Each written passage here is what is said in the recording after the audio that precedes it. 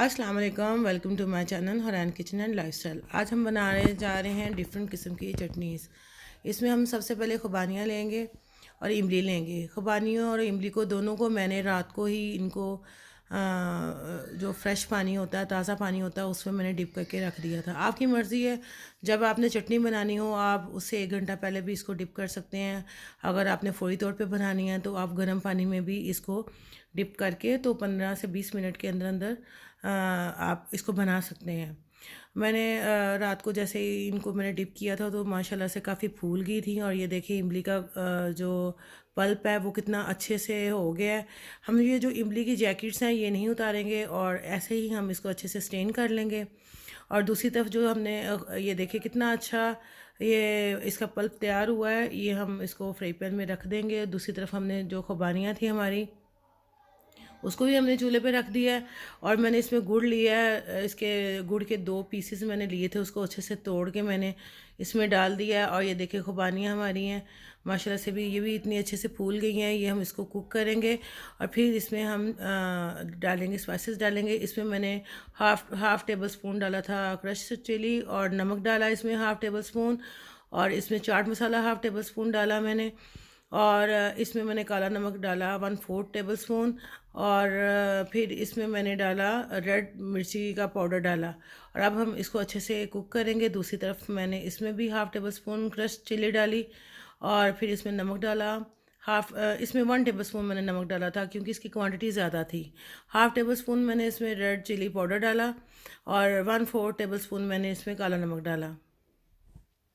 और इसमें मैं 1/2 टेबल स्पून ज़ीरा दोनों में डाला, इसमें भी मैंने डाल दिया है ज़ीरा। और इसको हम अच्छे से कुक करेंगे। और जैसे ही हमारी ये जो देखें हमारी ये खुबानियाँ हैं ये भी हमारी पक के तैयार हो रही हैं। और इधर हमारी ये चटनी, ये हार्डली इसको 10 से 15 मिनट लगेंगे। और ये देखें हमारा जो इमली की चटनी है वो तैयार हो गई है। अभी इसका मटेरियल थोड़ा सा पतला लग रहा है और जैसे ये ठंडा हो जाएगा थिक हो जाएगा। दूसरी तरफ हमारी खुबानियाँ भी पक के तैयार हो गई हैं। और आज मैं आपको बताऊंगी कि खुबानी की चटनी के साथ आप मज़ीद 2 चटनियाँ और बना सकते हैं। और इसलिए मैंने इसमें खुबानियाँ ज़्यादा क्वांटिटी में ली थी। ये देखें जैसे ही ये पक के तैयार हो जाए हमारी तो इसमें 4 टेबल स्पून मैं सिरका डालूँगी। सिरका मैंने इसलिए डाला कि ये खुबानी की चटनियों में क्योंकि मीठी होती है, ये इसके टेस्ट को इन्हेंस करेगा और बढ़ाएगा, बहुत अच्छी लगेंगी आपको। और ये जैसे ही हमने इसमें सिरका डाला अब हमारी ये चटनी तैयार हो गई है। अब हम इसको ठंडा करके इसको हैंड चॉपर की मदद से इसको ग्राइंड कर लेंगे। इंशाल्लाह आप इसको ज़रूर ट्राई कीजिएगा, आपको मेरी वीडियो बहुत पसंद आएगी। अगर मेरी वीडियो पसंद आए तो लाइक कीजिएगा, सब्सक्राइब कीजिएगा ताकि मैं आपसे और अच्छी अच्छी वीडियो शेयर कर सकूं। ये देखें जैसे ही हमने अपनी चटनी अच्छे से स्मूथ हो गई। और आज मैं आपको इसी खुबानी की चटनी के साथ 2 मज़ीद चटनियाँ और बनानी सिखाऊंगी और वो बहुत पसंद आएगी। और अब हम बनाने जा रहे हैं अपनी थर्ड चटनी, ग्रीन चटनी हम बनाने जा रहे हैं जो पुदीना, धनिया, अदरक, सब्ज़ मिर्ची, लहसुन और टमाटर के साथ बनती है।